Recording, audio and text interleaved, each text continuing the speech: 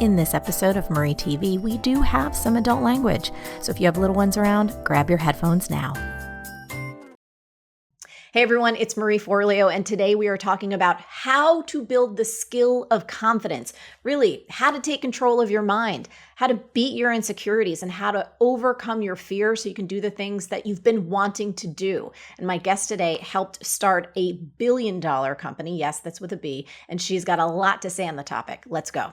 Lisa Bilyeu is the co-founder of the billion-dollar company Quest Nutrition and the co-founder and president of Impact Theory. She's the host of Women of Impact, a show featuring women who have overcome incredible hardship to achieve massive success. Her mission is to empower all women to become the heroes of their own lives. Marie, I'm like freaking out right now, girl. I'm freaking out. You have no idea how excited I am to be. I'll tell you just before we start. Girl, thank you. Oh, we've started. It started. Just go. Let's just do it. I was like, I just needed to tell you, like, there's so many parts of my life that I hold on to my past and how I felt because I owe it to the younger Lisa. And being here with you today, girl, you have no idea how meaningful this is. I remember, not even the younger Lisa, the Lisa when I first met you, what was it? Like maybe 2 years ago. Oh, a little bit more than that because you guys were still, Impact Theory hadn't even been born yet. And I was at Quest. Oh my God. So yes, you're right. That's right. That was a really long time ago. Okay. Many years ago. I do remember that, but I didn't realize it was that long ago. But the time when you came to my house and you did the second interview, it was like I'd already gone into your world. I knew who you were. I was absolutely obsessed with you. And you come to my house and like my heart was racing. I'm like, oh my God, it's freaking Marie Forleo, and it's so beautiful for me to be here for myself right now, to be in front of you, for you to be interviewing me. Like, it's so powerful. And I'm actually glad we're recording because I want your audience to hear, like, the things that you think may not be possible, like, just flip your mindset. I never would have thought this would be possible, that I would be on your podcast. So, girl, thank you so much. Oh, I adore you, as you know. And I just want to say congratulations on the book. It is fantastic. So for everybody, I don't have my copy here because I read the digital version because I've been traveling, but it is Radical Confidence, 10 no BS lessons to become the superhero in your own life. So Lisa, congratulations. Yeah, grab a copy behind you or in front of you, hold it up so we can see it. Oh, let's do it. See, I got to learn from you, girl.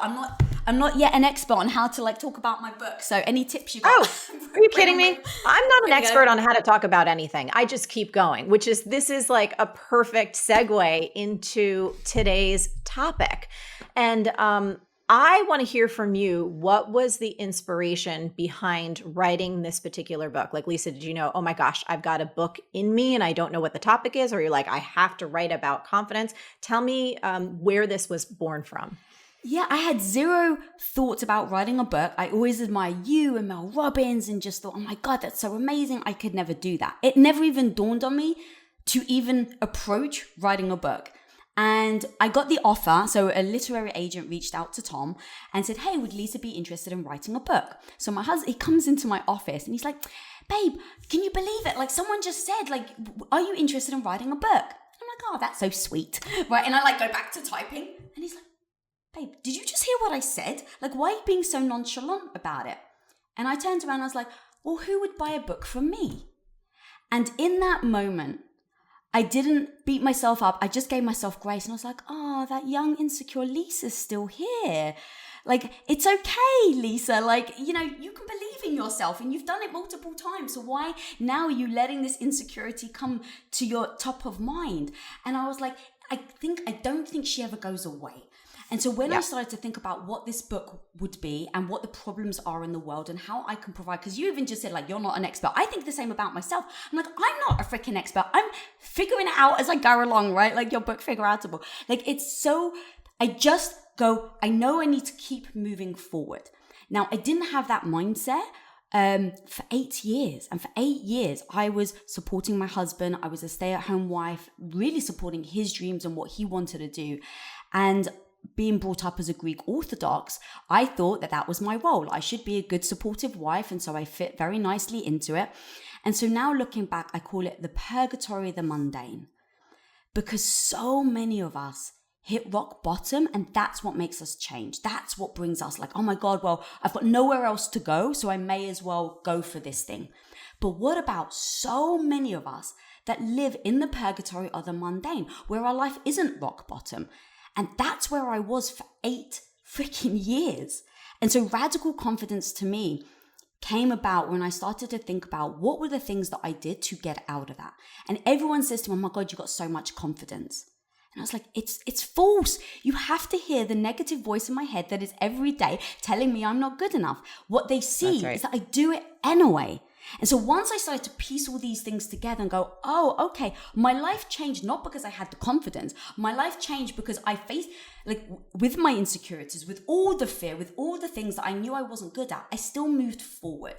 And now if I can talk about it, and that's where the subtitle came from, it's like, it's the 10 no BS lessons to being the hero of your own life.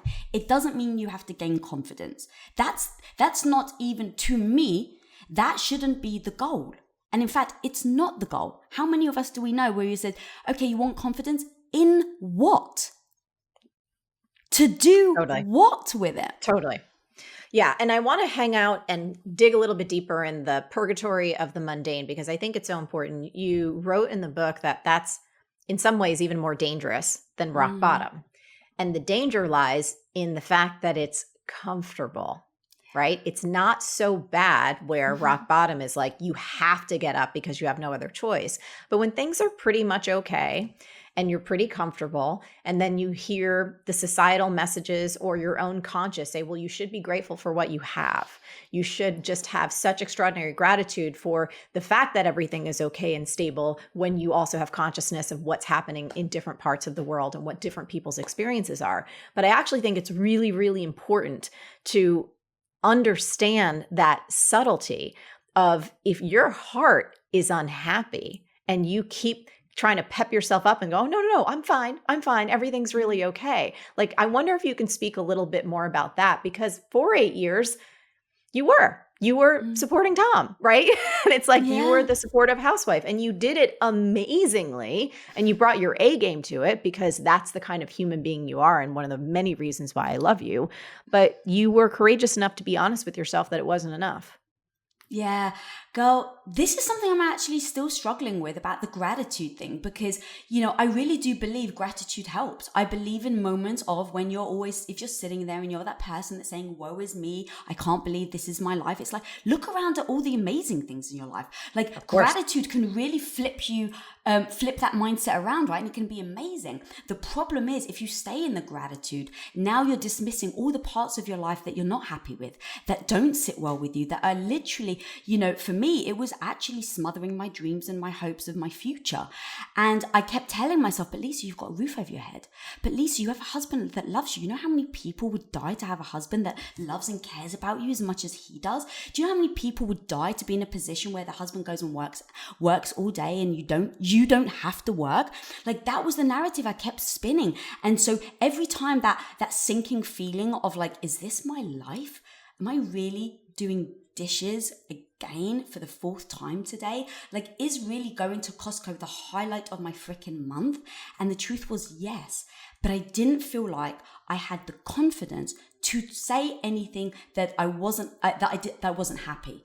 And so I ended up staying there by repeating the story in my head that I should be grateful.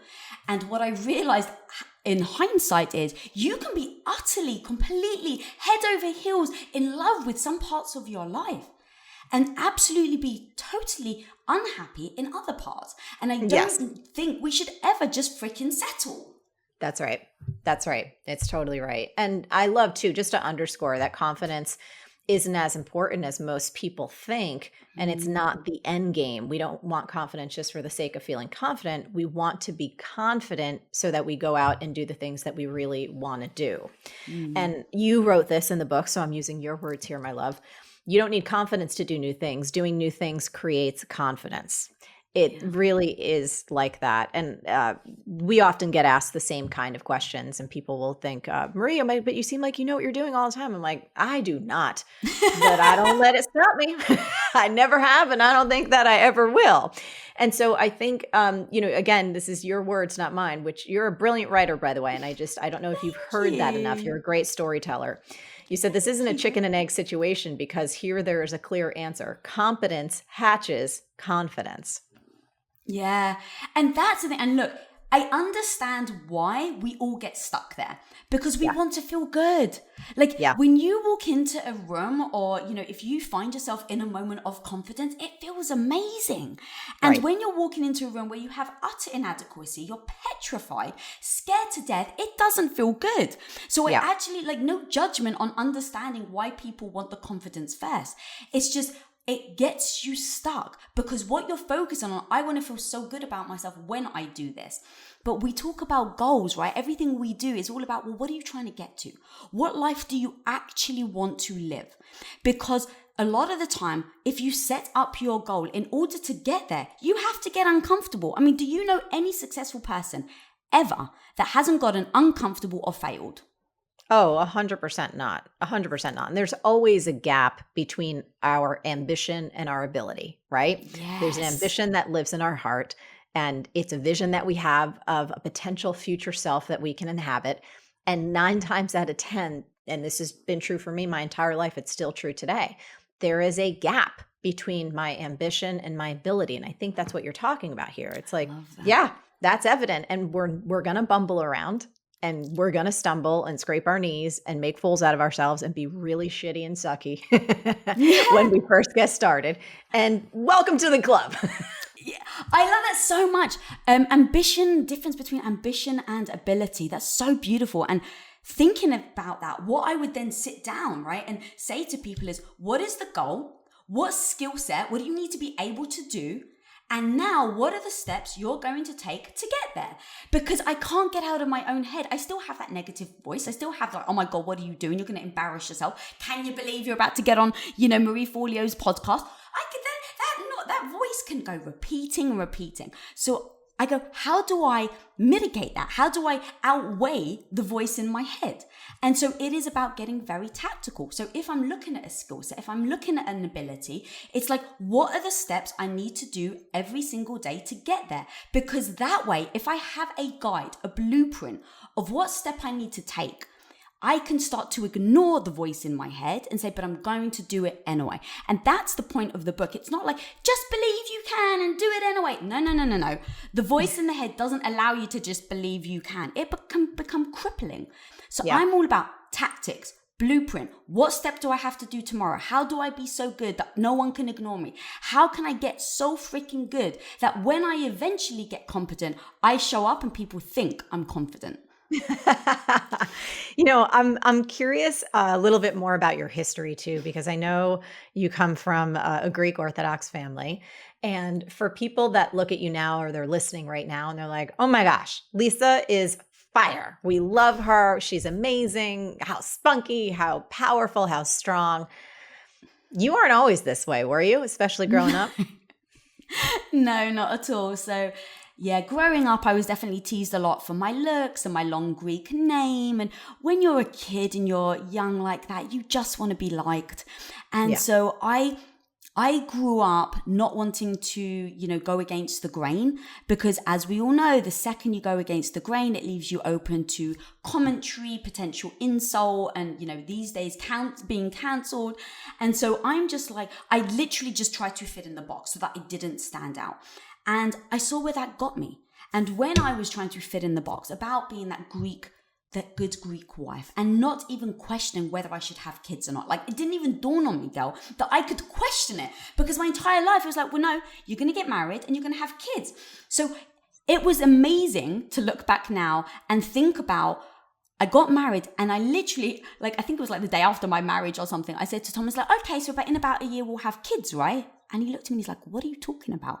And I was like, well, that's what the Greeks do. You get married and within a year, and he's like, babe, he's like, I married you because I want to be with you. He's like, we're still young.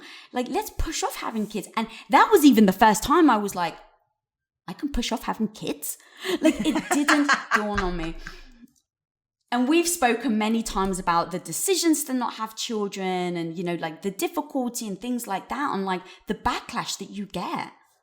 Yeah, I mean, it's an interesting topic. I think, as the years advance, there's several other people. It's like I've almost gathered a little bit of a of a posse of friends who are women who have chosen not to have kids.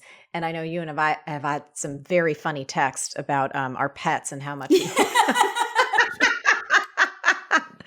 but it's a unique choice. And, while I come from an Italian American family and there was certainly that expectation, I think for me, and, you never know when someone's coming into content. So for those of you guys who've known me for a while, you might have heard this before. And for those of you who are new, welcome. I'm going to tell you why I haven't had kids.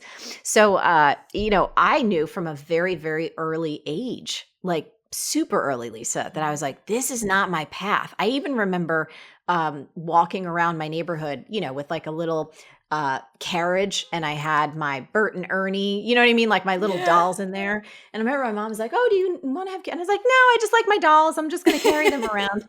But it was just like, it wasn't for me. And I appreciated you telling the story in the book too, about you guys really walked through it and you really looked at what your life might be like should you say yes to that choice, what that might entail. And it felt like, to me at least, you tried on that potential future and you got emotionally invested in what that reality might be. And then you looked at your alternative option, which was, hey, well, what happens if we choose not to have children? What might that mean for myself, for my marriage, for my mission, for all of that? And that option, correct me if I'm wrong, was the one that felt authentic and true to you.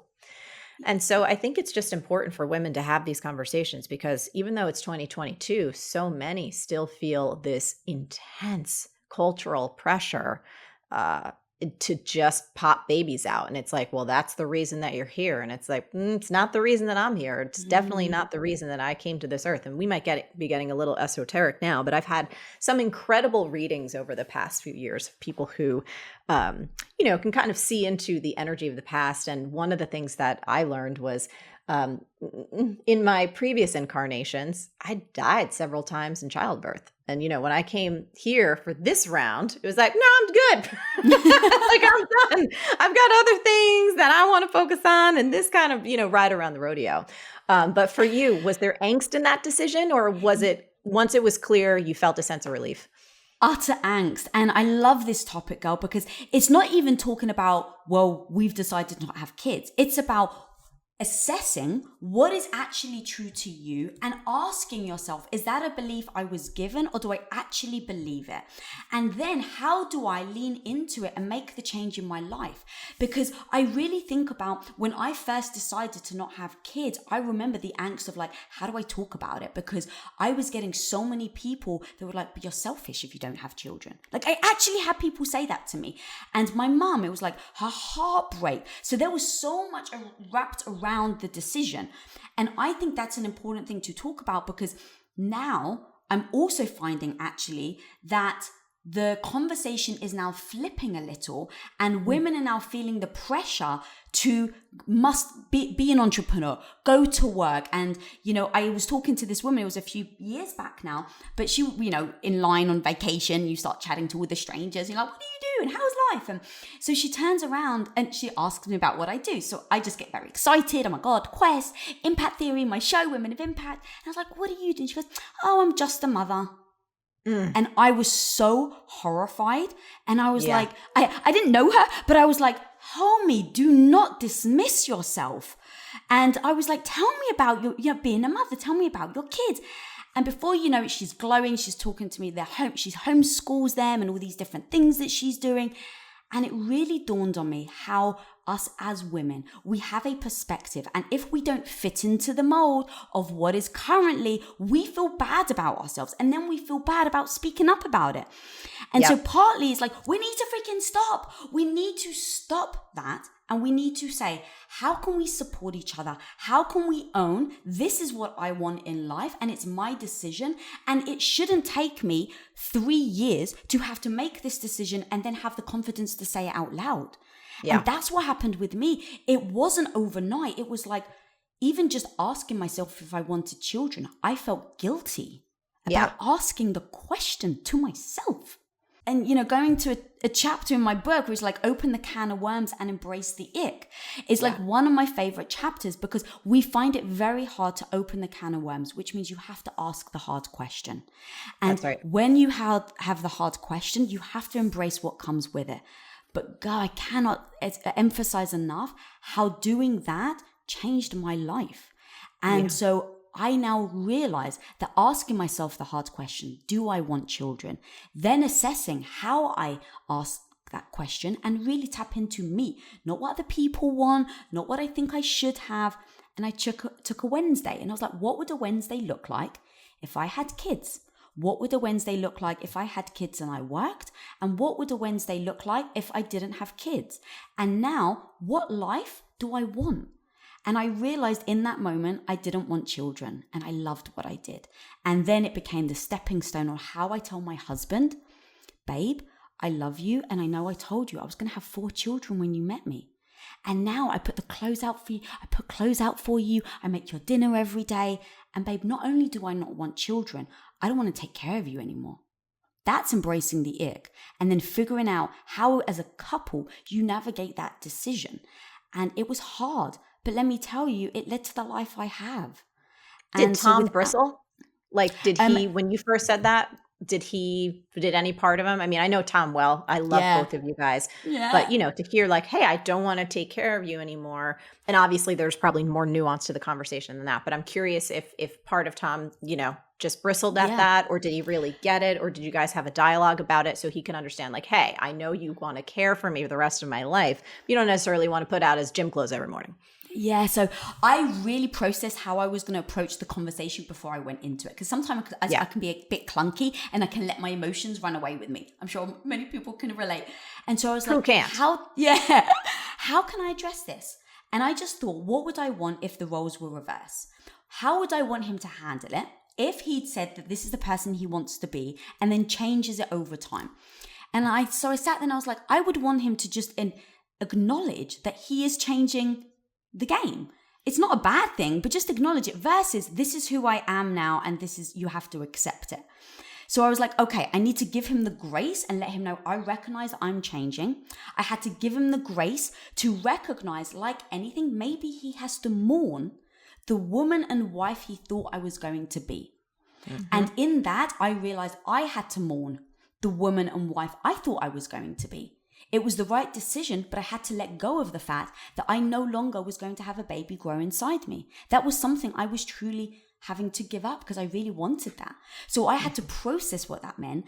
And I gave Tom the grace and I said that. So when we sat down, I said, babe, I recognize I'm changing. And I recognize that it's going to be a bit of a hurdle for us to overcome. But this is why I want to do it. I don't want to put clothes out. Because I've realized that working at Quest, because it was the early days of Quest that I was realizing I loved business, I was like, I've never felt more alive. And so expressing how you feel to your partner, because that comes down to, does your partner want good for you or not? And are they willing to sacrifice some uncomfortable moments to bring happiness to you? And that to me becomes what partner do you have and what relationship do you have? And it's not like I tested him, but it was a test. I didn't mean to, right? But in those small moments, you are showing who you are. And you are showing if you were true to your commitment that you made. And to me, it's like I would happily get uncomfortable to make my husband happy, if that's for the greater good of both of us. And so in that moment, I came to the table. I used very specific words. This makes me so happy. I've never felt so alive. How can I help you navigate this change? And he literally was like, babe, what kind of husband would I be if I wanted you to, cook for me and make my life easy, but you're not happy? He's like, that's not the husband I want to be. So thank you for giving me the grace to mourn. And so he was like, so I actually came up with a plan. I was like, all right, so this is what we do, babe. I put food out for you 7 days a week. So we're going to start reducing that to 6 days. And then the next week, we're going to reduce it to 5 days. And then we're going to reduce it to 4, right? And so he can not feel like I've just abandoned him. He sees that I'm making the effort to work with him over the change and that it really is a true partnership. And so we navigated it together. And that's... Yeah, no, it's good. It's good. I think so many of us, it could be personal relationships, it could be business relationships. We kind of sit on our truth so long that once we have the courage to speak up, I'm sure a mistake I've made many times, like, I'm done, and you're like, you're done. And because you've reached a limit. And I think that there's so much wisdom in listening to the wisdom within yourself and being able to speak up about it soon enough so that there can be transition, especially if you're the one, as you shared, changing the game. You're the one Yeah. recognizing an evolution of self that is not what was previously agreed to. And then it can also speak into the emotion of why and, why this matters so much. Here's what I've noticed. Here's what I've discovered. Here's what I learned. And here's what I want to do moving forward. I want to actually dive a little bit into, because I think this is important, for anyone listening or watching right now who has a dream, it could be a dream about their career. It could be something around their personal life, their health, their relationships, doesn't matter. But something that feels a little bit outside of their current capabilities or their current reality. I love the game that you and Tom play, right? No Yeah, bullshit. Go ahead. Tell us about it. Tell us the game. Tell us how it works and how you do it. So yeah, it's called No Bullshit, What Would It Take? Because very often, me included, I used to dismiss things. That's not possible. I can't do that. Why doesn't, why everyone else, like Marie Forleo has an amazing show, but why me? I can't do it, and so it's like, well, no, if you flip your perspective and said, what would it actually take to achieve this? And now you can assess with your eyes wide open if it's actually something you're willing to do. Because so many of us, we have reasons why we can't do X, Y, and Z. We have a goal, we have a dream, and then every day there's a reason why we may not be able to do it. And now if you play the no bullshit, what would it take? It's then actually laying out what it would actually take to do it. So for example, if I was to say, I really want to be the best pianist in the world for my age. And in fact, I'm not going to put a caveat. I'm going to be the best pianist. All right. What is it actually? No bullshit. What would it take for me to be the best pianist? All right. I would start to assess the best pianist in the world. How many hours that they put in? How do they practice? What is their routine? And I would immediately look at that as being my new schedule. And I would say, is that the life I want? Because now I've done the no bullshit, what would it take? So let's back up. So no bullshit, what it would take is I can only see my husband on date night once a month because I don't have any more hours left. My puppies, who I spend, 30 minutes with cuddling at the end of the day, you don't get cuddle time. All these friends you've made, you're not going to be able to see them for 4 years. You have to move because right now you need to buy a piano and you can't afford a piano. And so your apartment has to be reduced. And so you see where I'm going. So you play the no bullshit, what it would take. And then you sit back and say, am I willing to do it? Because here's the beauty in this. If the answer's no, amazing. Now you're not beating yourself up in 5 or 10 years that you're not the best pianist. You just say, oh, no, I actually decided 5 years ago that I wasn't willing to do what it took for me to be the best pianist. And now you've eliminated that freaking negative voice that wants to keep coming back year after year, telling you how much you failed on your goals that you've set. Yeah, no, it's so true. I mean, it's such a great reality check kind of thing because we can fool ourselves. Oh, if I could do that. And it's like, yeah, but when you really sit down and you write it down and you map it out, and you have that cold shower moment with what it's going to take, you got to get real between you and you. Is the desire really that big? Are you that hot on it? Can you maintain that level of heat and energy and motivation even when you don't feel like it for not just a couple months, but like we're talking years, if not decades, to get to most places. And so I really love that. And I think it's such a good reality check for all of us whenever we kind of hear that voice in our mind about a particular goal or an aspiration or some type of experience that we want to have that feels exciting, right? And that feels big and motivating and energizing. But it's like you got to be able to perform when you're not feeling it. And are you willing to stick in there and do all of the sacrificing it's going to take to get there? Okay. And that's actually, just to add, that's actually the reason, one of the reasons why Tom and I decided not to have children, because we play this all the time on any decision we make. We play the no bullshit, what would it take? And when we started impact theory and we said no bullshit, what would it actually take to impact people on a global scale? That is our mission and our goal on a global scale. It was for us, no one has to do this, but no one has to do this. But for me and Tom, it was go all in. It means wake up, work, push forward, create content, do whatever we can every single day. And from Monday to Friday, Tom and I have decided that our lives are, we wake up, we kiss a good morning, we work, and then we see each other as husband and wife in the evening when we kiss each other goodnight. That's the life we chose, but that was based on playing the game, no bullshit. What would it actually take to achieve global impact? Isn't this conversation awesome? Now look, if you want a step-by-step tool to help you build the courage and the confidence to build your dreams on your terms, you gotta go check out this free training called How to Get Anything You Want. You can go grab it at marieforleo.com/subscribe and you'll get instant access right now. So I think you also have a great and wonderful perspective on caring about what people think. And I wondered if you could speak to the notion, because, it's obviously common these days. And to a certain degree, I think to a certain aspect, you do have to embrace this somewhat. You can't care too much what everybody thinks all the time, or else you would be immobile, right? You would just be paralyzed. But I love your fresh perspective about caring what people think about you. Yeah, thank you, girl.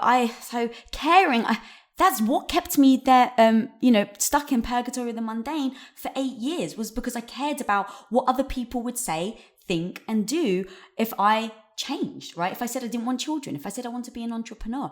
And it's ingrained in so many of us to people please, to really want other people to like us. And I couldn't shake it. And I realized all these people are telling me to shake it, to not care, to, not give an F and go and be you. And I was like, but it doesn't feel real. Like, I still do care. Like, I care how my mum feels. I care if I'm impacting someone. I care if I've triggered someone. Like, all of this makes it, like, I really do care. And so I was like, okay, like anything in my life, if something can be a detriment to me, how can I actually use it as a superpower? So if something's a kryptonite that's holding me back, how can I shift perspective, change the way that I think of it, and then use it as something to fuel me? So the caring part, I was like, okay, I do care, but maybe this is my freaking superpower. Maybe this is where I'm able to tap into certain things that maybe other people can't. And because I'm taking it to heart, I can really hear the message. And so that's important. But here's the caveat. You cannot let it dictate how you show up to be authentically you. And that was the difference, where it's like you start reading, I don't know how you, if you read comments, on your videos or on your podcast, but it's like, I really want to hear if something hit someone and if that message really resonated. And so that part of me cares. But now how do you differentiate that between someone commenting that they freaking hate your clothes and they hate your hairstyle, right? In those moments, because I'm so goal oriented, I had a message actually that was like, Lisa, I love your content, but your pink leggings or your pink leg warmers are so hideous and your set is so pink, I had to switch off your video. Now, in those moments, girl, I'm so goal oriented. So let me tell you, my clothes didn't move me towards my goals because she switched off the video. So now I have someone here that I really care about what they think. I really care about if I've impacted them. But now she's saying she doesn't like my clothes. And in that moment, how am I going to show up? Do I say, oh my God, okay, great, I'm never going to wear those again? That would make her happy. It would move me towards my goal because now she watches my content again. Mm-hmm. But does that align with who I want to be and how I show up every day? And that's the question I ask because I want to please them. But the truth is, what do I stand for? And what do I stand for? Not just in times of amazingness, but what do I stand for when the shit hits the fan and things get hard? And that is what I look to. And in that moment where it was a hard decision to make, I went back to who do I stand for? What does my show stand for? And it's about encouraging people and women to be so authentic to themselves and live the life they want. And I'm creating a community where people can feel safe in this space to say who they are, no matter what that is, and be accepted. And so now I'm like literally considering not wearing my freaking leg warmers because someone made a comment. And that was how I processed in that moment the fine line between really caring and using it as a superpower, but also not letting it dictate who you are. So I replied to them and I'm like, thank you so much for this comment. I really appreciate it. But just to let you know, I stand for authenticity. And I'm sad you cannot see that I don't expect you to love my clothes. but I stand for authenticity and I am going to show up in my true sense. So I will be wearing them again. And I totally understand if you cannot watch my content, and I can only respect if you stop following me. Damn, Lisa, I'm telling you, you gave her a lot more time than I'd be like, next. But, we're very different beings. But I appreciate that so much. And I think one of the next things I love is about when it comes to the negative voice in our own head, right? Our inner critic. A common piece of advice that we all will hear is that you need to shut it down and don't listen. And you say, if your negative voice is always pointing out your flaws, maybe it's time to listen. Say more. Yeah. Again, I literally go to, this is something that gets in my way. How the hell do I not let it stop me? I'm just going to keep repeating. I did that for 8 years. Hells to the no, am I ever going back there? So I literally, every time I find an obstacle or something that happens, then I'm like, this could stop me. How the hell do I make sure it doesn't? So I literally just scramble in my head. Oh my God, what's the best? How can I see this as an amazing thing? How can I see this as a positive? Because I will go down and spiral down into the negative. So the negative voice it can be crippling. It can tell you everything you're not good at. And I was like, oh my God, okay, she's crippling. She's not nice to me. She's a freaking bitch. Like, do I shut her up? Because everyone's saying, just shut her down. Well, you know what happens when you can't do that? Now I start beating myself up over the fact that I can't stop me beating myself up. And I'm like, it's a freaking spiral. It's like this, loop. It's a trap. It's a trap, girl. It's a trap. So I said, okay, how do I use this to my advantage? If it was my superpower, what would that look like? And it's like your partner, Tom. When I turn to him and he gives me advice, he wants the best for me. But does that mean he's always kind to me? Does that mean all the words out of his mouth are always going to be nice? Or do I expect him as my partner to be honest with me when I'm also failing, when I'm also messing up, when I'm also not doing something that he actually thinks is going to get me where I want to go? Yes, I absolutely rely on him to be honest with me and tell me the truth. I don't expect him to be nice to me all the time. So, what if I treated the bitch in my head the same way? What if I literally said, oh, hang on a minute, she's actually your best friend. And all the negativity she's telling you is actually her looking out for you. Because it's the ego that doesn't want you to be embarrassed. The ego doesn't want you to, feel shame or guilt or all of this. So it tries to hold you back by saying, whoa, whoa, whoa, whoa, whoa, Lisa, if you do that, you're about to fall on your face. Don't do it. So the ego's protecting me. So it's not there to I don't think of it as being mean anymore. It's just there to protect. Now the voice, the bitch, is warning me about what I need to look out for. So the getting on camera wasn't easy for me. It wasn't easy. People might see me now on camera and not realize how, I first started. I was petrified to get in front of the camera. And the voice was still telling me how bad I was. And so I was like, I can either let her literally stop me from ever getting in front of the camera again, because she's going nuts. Like the first interview I ever did was horrendous. I totally blubbed it, and I'm like the words coming out of my mouth. I'm like, what am I saying? The amount of ums I did and the stumbles. So the voice is going nuts in my head saying, oh my God, Lisa, look how bad you were. See, I told you should never get in front of the camera. And I flipped it. This is my best friend. Okay, Lisa, you're terrible in front of the camera. Okay, great. What am I terrible at? Your intro was horrendous. Great. Now I know I need to get more prepared on my intros. Thank you, voice. What else? Keep coming. Well, you fiddle with your hair a lot and it's very distracting. Oh, actually, you know what? That's actually a sign of me being anxious.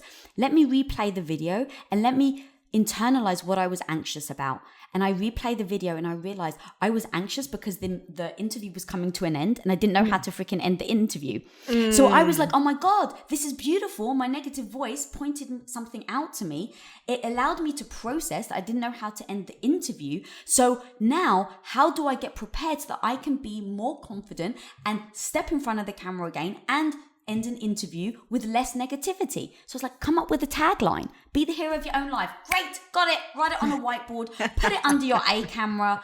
And the next time I went in saying, I may not have it down yet, But thank you, negative voice, for being my BFF, having my back, telling me where I'm bad, so that every time I step in front of the camera, I can incrementally get better.